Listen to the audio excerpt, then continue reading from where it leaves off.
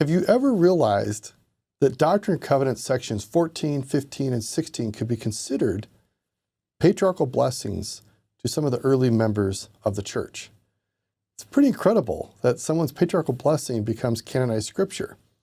Did you know that your personal patriarchal blessing is your personal scripture?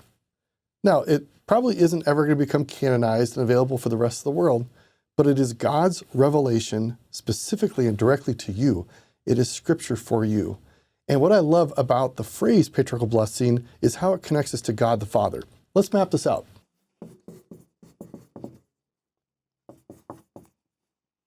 So the word patriarchal comes from two ancient words. The first word, pater, means father. And the other word, arch, actually means leader.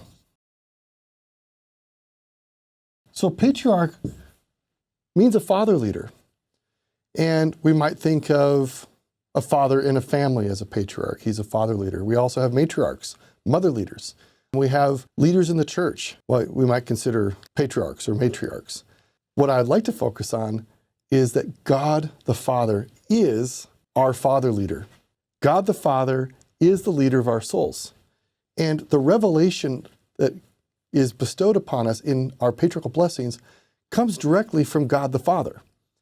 So what I love about the word patriarchal blessing is that it is an invitation for us to realize that God the Father is speaking directly to us, telling us about our lives and how, if we follow the counsel revealed to us directly and individually, we will find the blessings that He has in store for us. So I invite you on a regular basis to read your patriarchal blessing humbly and prayerfully and asking the Lord to give you the strength and faith and encouragement to live the counsel, and also to see the hand of the father leader, of the patriarch, of God the Father in your life. And if you don't have a patriarchal blessing, I encourage you to talk to your church leader and prepare to be ready to receive your patriarchal blessing so that God the Father can directly speak to you and give you scripture directly for your life.